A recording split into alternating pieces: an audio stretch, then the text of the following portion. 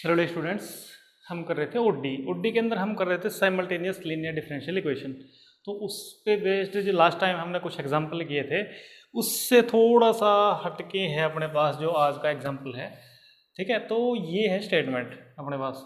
तो स्टेटमेंट में देखो कि जो पहले हम करते थे उसके अंदर और इसके अंदर मेन डिफरेंस क्या है कि एक तो क्या है कि अभी तक जो अपन किए थे लास्ट टाइम कि dx/dt इसके साथ भी यहाँ पे नहीं था कुछ वेरिएबल। तो 4th चैप्टर के जो अपने पास थे ना कंसेप्ट, उससे हमने सॉल्व कर लिया था। तो पहली बात तो ये अपने माइंड में आ गई कि इसके साथ t है, वेरिएबल है, तो ये 5th चैप्टर के अकॉर्डिंग होगा। और दूसरी बात इसके अंदर देखो एक चीज़ और अलग है कि यहाँ पे dx/dt है, प्लस में y आ गया। पहले क्या आता था dx/dt प्लस में x, यहाँ पे dy/dt प्लस में y, इस टाइप से आता था। अब की बार यहाँ y है, यहाँ x है, यहाँ x है, यहाँ y है। इसको कैसे करेंगे?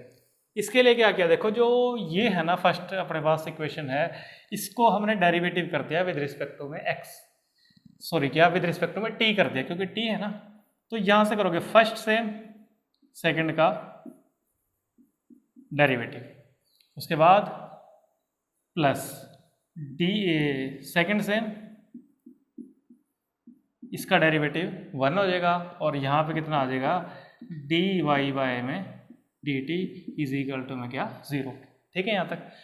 यहाँ से हमने क्या किया कि t से मल्टीप्लाई कर दी इसकी सारे की, तो t स्क्वायर, यहाँ पे t आ गया, यहाँ पे भी कितना आ गया t आ गया। तो यहाँ से अब आप देखो कि ये दो टर्म तो अपने पास x के अंदर आ गई, ये अलग है dy/dt। तो t dy/dt देखो t dy/dt इसकी वैल्यू कितनी है x, इस तरफ ले जाके माइनस एक्स आ जाएगी। तो ये अपने पास क्या बन गया t square d² x by में dt स्क्वायर प्लस में t dx बाय में dt minus x is equal to में 0।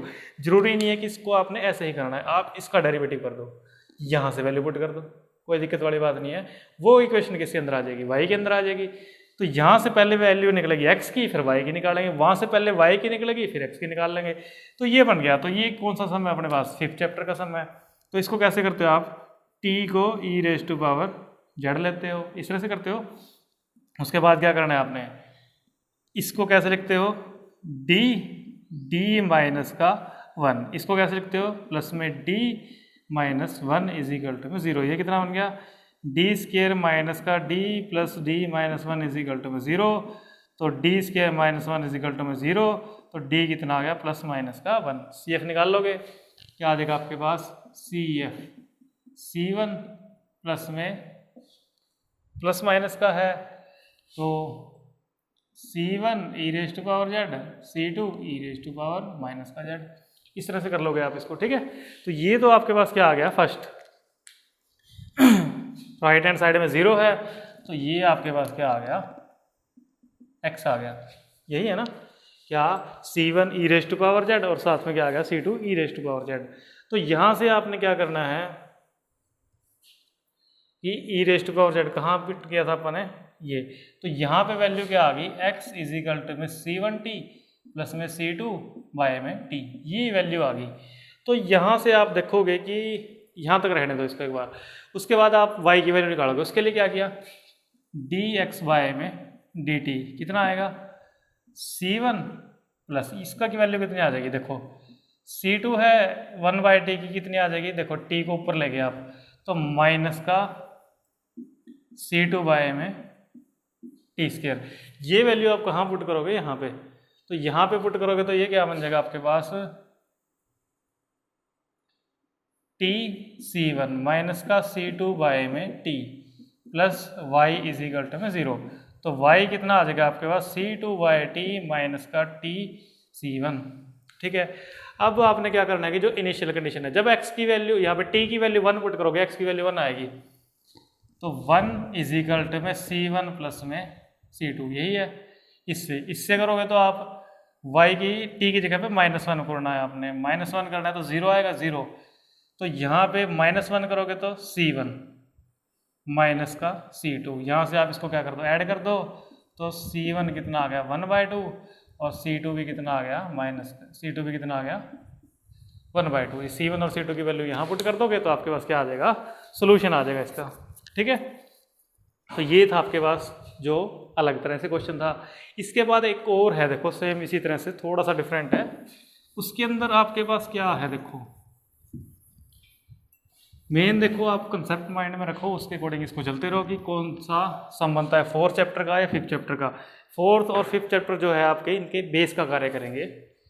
तो उसके बाद देखो जो लास्ट एग्जांपल है इसका वो क्या है कि dx/y में dt plus is equal to में कितना है 2y, उसके बाद dy/dt इज इक्वल टू में 2z, उसके बाद dz/y में dt इज इक्वल टू में 2x, ये लिया हुआ है।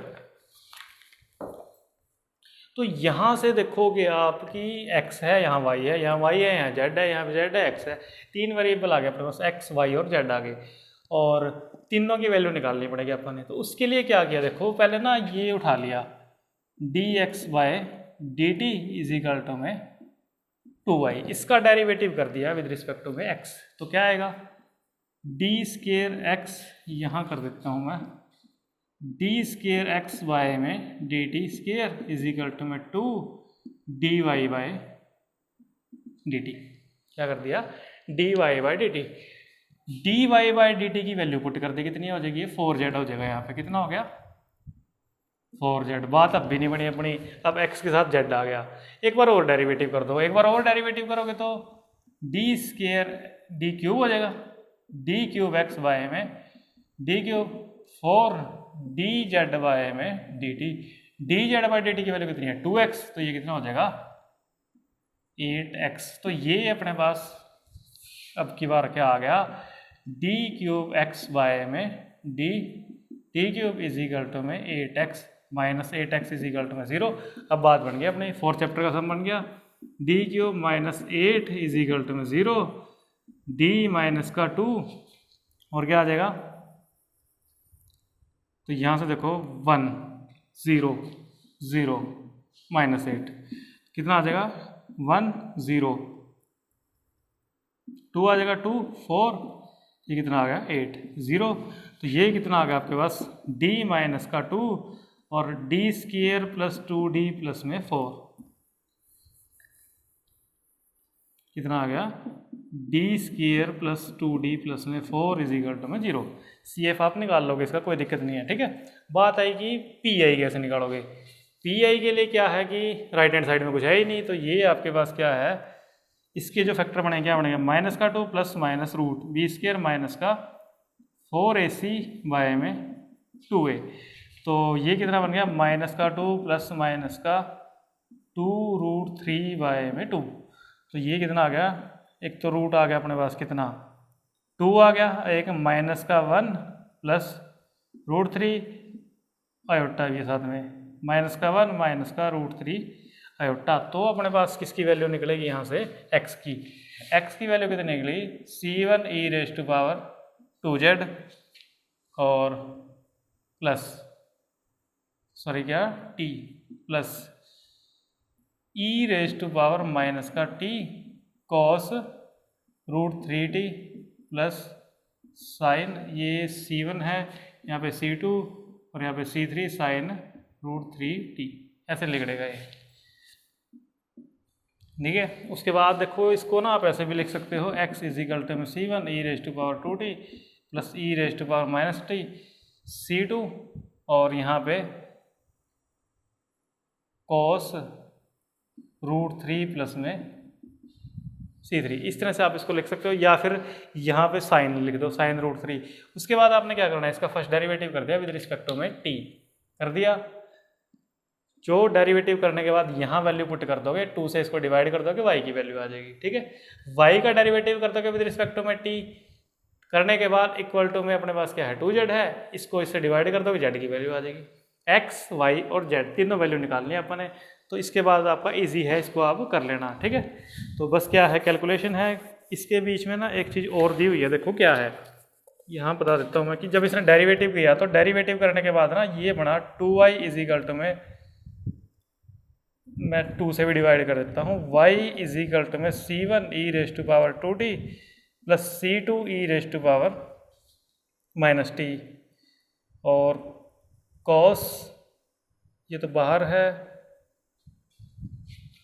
क्या बनाया देखो एक minute, y is equal to में c1 e⁻²t plus C2 e raised to power minus का टी, माइनस का 1/2 कॉस √3 प्लस में C3 minus √3/2 sign √3t plus में C3, ये लिखा हुआ है देखो। इसके बाद ना इसने क्या किया, इसकी जगह पे भी क्या लिख दिया, क्या कॉस 2π/3 और इसकी जगह पे कितना लिख दिया साइन 2π/3, जो इनकी वैल्यू है ना वो लिख दी। ये क्या फॉर्मूला बन गया, कॉस है कॉस भी माइनस का साइन है साइन भी, तो उस अकॉर्डिंग इसको लिख दिया। ठीक है, तो क्या लिख दिया कॉस a प्लस में b, क्या आ जाएगा ये y इज इक्वल टू में C1 e raised to power 2t C2 e raised to power minus 2t, cos है कॉस भी माइनस साइन है साइन भी, कॉस a प्लस में b, ये बनेगा। तो ये किसकी वैल्यू आ गई y की, इसका डेरिवेटिव करोगे विद रिस्पेक्ट टू में t, उसके बाद dy/dt इक्वल टू में 2z के इक्वल रखोगे, 2 से डिवाइड कर दोगे, z की वैल्यू आ जाएगी, x की आ गई, y की आ गई, z की आ गई। ये है इसका क्या सोल्यूशन। ठीक है, तो ये है अपने पास क्या साइमल्टेनियस लीनियर डिफरेंशियल इक्वेशन का जो एक टाइप था। इसके बाद नेक्स्ट टाइप है वो इससे थोड़ा सा अलग है, इससे बिल्कुल इजी है वो, ये थोड़ा सा इसके अंदर कैलकुलेशन है, उसके अंदर इतनी ज़्यादा कैलकुलेशन नहीं है। ठीक है, तो यहाँ तक आप इसको करोगे, नेक्स्ट टाइम नेक्स्ट एक्सरसाइज करेंगे।